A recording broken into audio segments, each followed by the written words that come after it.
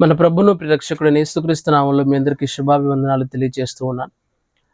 ఈ దినము దేవుని వాక్య ధ్యాన నిమిత్తమై కీర్తనల గ్రంథం 56వ కీర్తన 9వ వచనాన్ని ధ్యానించుకుందాం. ప్రియులరా, నేను మొరపెట్టు దినమున నా శత్రువులు వెనుకకు తిరుగుదురు, దేవుడు నా పక్షమున ఉన్నాడని నేను అనే మాటను మనం గమనిస్తూ ఉన్నాం. ప్రియులరా, కీర్తనకారుడు ఈ విధంగా మాట్లాడుతూ, నేను మొరపెట్టు దినమున నా శత్రువులు వెనుకకు తిరుగుతారు.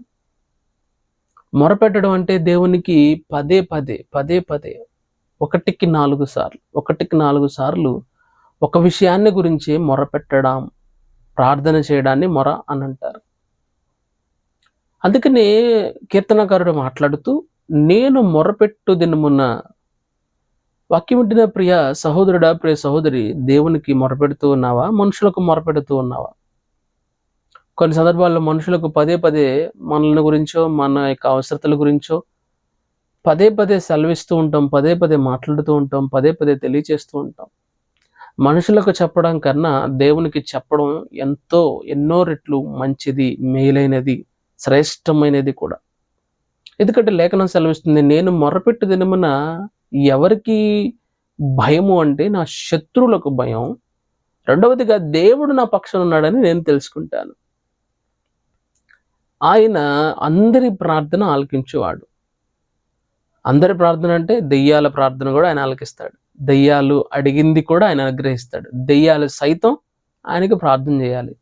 మీరు ఎలా చెప్పగలరు అంటే, మార్కు సువార్త 5వ అధ్యాయాన్ని చదవగలిగినట్లయితే అక్కడ సేనా దెయ్యం దేవుణ్ణి వేడుకుంటుంది, దయచేసి మమ్మల్ని పందుల్లోకి వెళ్ళడానికి మాకు సహాయము చెయ్యి అని. అంటే దెయ్యానికి కూడా ఒక దగ్గర నుంచి ఇంకో దగ్గరికి వెళ్ళడానికి రైట్స్ అనేవి లేవు అనే విషయాన్ని ఇక్కడ ఈ సందర్భంగా మనం క్లియర్గా గమనించవచ్చు. ప్రియులారా, దెయ్యాలు కూడా దేవుణ్ణి అడగాలి. దెయ్యాలు దేవుణ్ణి అడిగితేనే తప్ప వాటికి రైట్స్, అంటే ఒక చోట నుంచి ఒక చోట వెళ్ళడానికి కూడా అధికారం లేదు.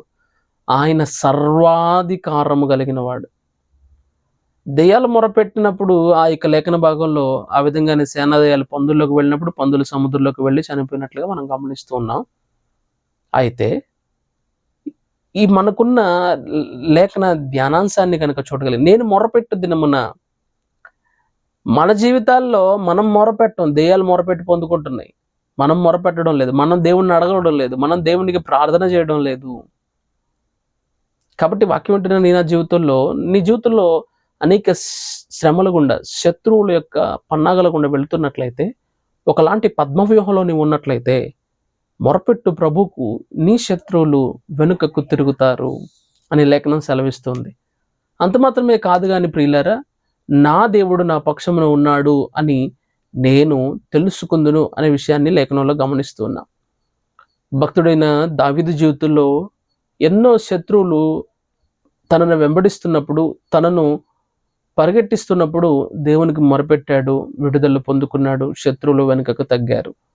తద్వారా దేవుడు దావీదు పక్షమున ఉన్నట్లుగా దావీదు తెలుసుకున్నాడు. మరి నీ జీవితంలో, మన జీవితాల్లో మనం కూడా అటు యొక్క అనుభవంలోనికి నడిపింపబడాలని లేఖనాలు మనల్ని హెచ్చరిస్తూ ఉంటుండగా, ఇప్పటి నుండి నేను ఒక క్రమశిక్షణ కలిగి ప్రార్థన చేసి ప్రతి విషయంలో మొరపెట్టి దేవుడు మన పక్షం ఉన్నాడని అనేకులు తెలుసుకున్నట్లుగా మనందరం కూడా మన జీవితంలో ముందుకు కొనసాగుదాం. ప్రార్థన.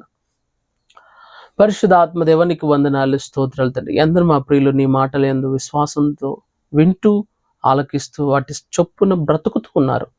అటు వారి జీవితాల అద్భుతాలను జరిగించమని యేసుక్రీస్తు నామమున అడిగి పెడుతున్నాను తండ్రి. ఆమెన్. God bless you.